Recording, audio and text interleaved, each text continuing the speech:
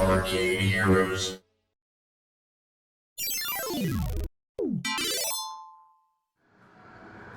Greetings, it's Adam with ArcadeHeroes.com, coming to you from one of my arcades with some bad news. I generally like to focus on just good stuff, but unfortunately, sometimes there are bad news items that pop up and they need to be addressed. And so at first this may sound a little bit niche, something that's just for arcade operators like myself, but I'll also explain why this matters to arcade players too. So from Replay Magazine, we have the story, Firestone halts industry lending. Firestone Financial, a leading financial services company to the amusement industry, has been directed by its parent company, Berkshire Bank, to suspend all future lending to our industry effective immediately.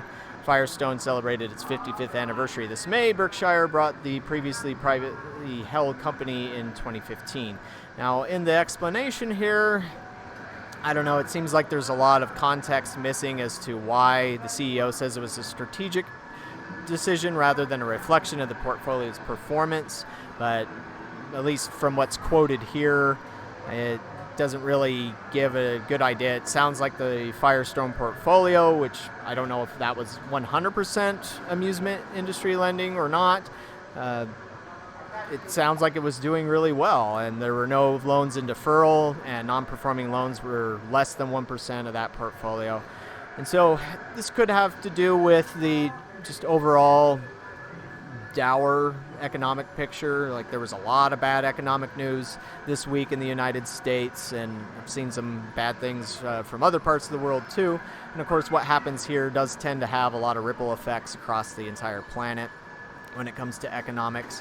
Now, for my own business, I've been noticing all year that just things have not been great, and to me, at least locally, it seems like we've been in a recession for some months now. This summer has been some of the poorest numbers that I have experienced since, I'd say, 2013, 2014 maybe, whereas 2019 was my best year that I've ever recorded in the 14 years that I've been doing this. Now, that's also, of course, excluding 2020. That doesn't really count just because that was during lockdown time. But overall, the reason why this is bad, if you're an arcade operator, you know this already, but if not, Firestone being one of the principal lending companies for obtaining equipment or obtaining loans to purchase new equipment, that's going to leave a gap, and I'm hoping that this won't have a ripple effect to cause other lenders that focus on the amusement industry to also stop lending to operators. Hopefully not. I mean, one, I guess, positive thing that could come out of that is a lot of the operators that got their equipment through Firestone will go to one of these other companies out there and grab equipment from them. So as long as there's still an option out there,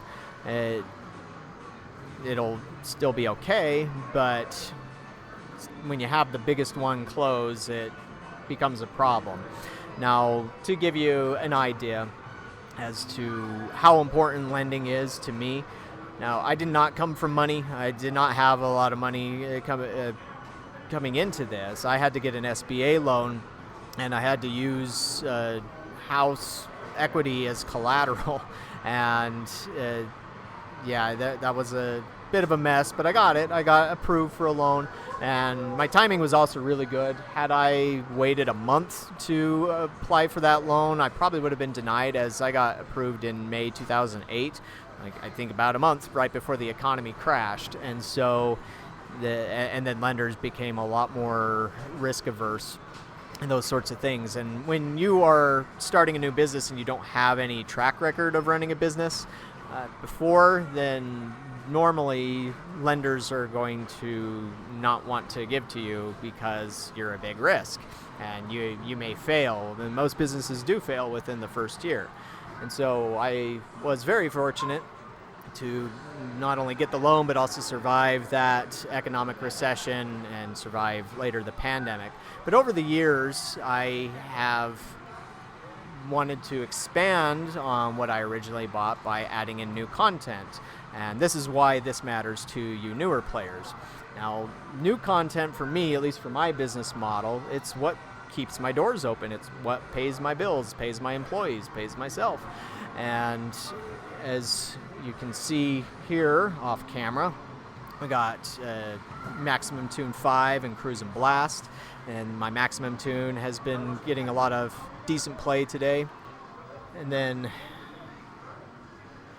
over here we've got The Walking Dead, Jurassic Park, Space Warp 66, Aliens, Outnumbered can be seen there, Minecraft Dungeons Arcade. So most of those machines I had to get through financing. Only a few was I able to buy with cash outright, like Space Warp and Outnumbered, I think. But yeah, it's been something that's been very important for me to be able to expand and grow my business, because as I've mentioned in other videos, retro arcade games, pinball machines, they bring in some income, but they're not bringing in most of the income. And so yes, they are kind of filler. Yes, they do have an indirect income effect, and so that's one reason why I have them instead of just doing all brand new. But still, I bank everything in both locations more on my newest equipment. And I've never done business with Firestone Financial. I did try to apply with them back when I first started, when I was looking at different financing options. SBA turned out to be the best one for me at the time. Firestone told me no because I had no time in business. I had no business credit. And a lot of lenders will be like that, just because, again, it comes down to risk assessment.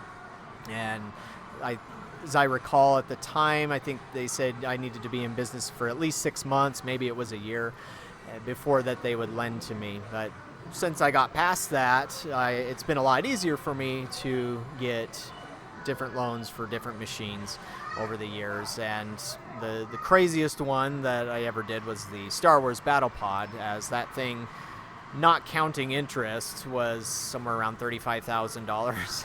And so many people told me I was crazy for that, and I agree with you. I was crazy for that. But regardless, sometimes us operators take those risks too, but doing lending or financing deals generally reduces that risk for us. And sometimes they have what are called leases, where you have it just for a certain amount of time, and then once the lease is up, you can make the decision whether or not to essentially give it back to the distributor or the lessor, or you can do a buyout and finish all of the payments in one big chunk. And so I think that's how I'm doing Minecraft right now. And so that's one way that allows you to assess whether or not a game's going to be worth the trouble, as opposed to just, say, buying it outright. Now, of course, this is something that I think it's more for a smaller operator like myself to be doing. Big chains like Dave & Buster's and Round One USA and Chuck E. Cheese's, they all have their own different sources of investment capital that they can pull out from. But then again, I don't know all the inside baseball details on how they do that exactly. Maybe they have used companies like Firestone Financial. I'm not 100% sure. But still, having this one less option, it's just not good for us smaller guys. And particularly because right now, in addition to the economy on a hard downward trend, inflation rising, and that affecting all sorts of prices on goods. I mean, one thing that it really affects entertainment, like arcades, has always been gas prices. Anytime gas prices would spike to a new high, we would see business decrease. And so that's been one reason why I've seen a lot of decrease in business this year, is just because there have been a lot of historical highs hitting gas. And if people can't afford to pay for their gas, or they can barely afford it, they're not going to be coming out to an arcade. You know, that's going to be one of the first things that gets cut out from the equation. And so that's another reason why I guess I kind of get to see or notice first when things are not going so great out there. Now, are there other options? Yes, and some of these I've used, some of them I haven't. But if you are an arcade operator, or you're potentially going to be an arcade operator, then one of these companies might work for you. Here's First Lease Online, although it now says Apex Commercial Capital. So it looks like, yeah, according to this graphic, they changed their name. And so as far as I am aware, First Lease has been around for quite a while, but don't know exactly how long. But they recently hired a guy who used to work for Univest Capital, Jim Hines, and so they are a company that is also tailored a lot of resources and options towards the amusement industry. Then you have Lease Process, and you have Leaf, or Leaf Now. I believe they used to be known as vendlease.net, but now it takes you to this website. So there are options there, and again, how risk averse they might be probably just depends on how long they've been around or how long you've been around. The longer your business has been around, then the better your chances are. But if you are looking to get into the business and you don't have that kind of credit built up yet, you may need to rely more on something like an SBA loan, or I wouldn't really recommend a bank credit card, but I guess I shouldn't. I guess I should say I'm not trying to give out financial advice here, so take it or leave it. It's just pay attention to interest rates is probably the best thing I can say. But I won't be reliable for anything that you do or do not do as far as financial stuff goes. But I guess one other reason why this Firestone news is bad is because they also would do a lot of special deals for the industry. They would get together with different manufacturers, Sega or Raw Thrills or Bandai Namco, and offer up special financing deals. And so that could be no interest for a certain amount of time, or no payments for a certain amount of time, or just a low interest rate over the course of so many years.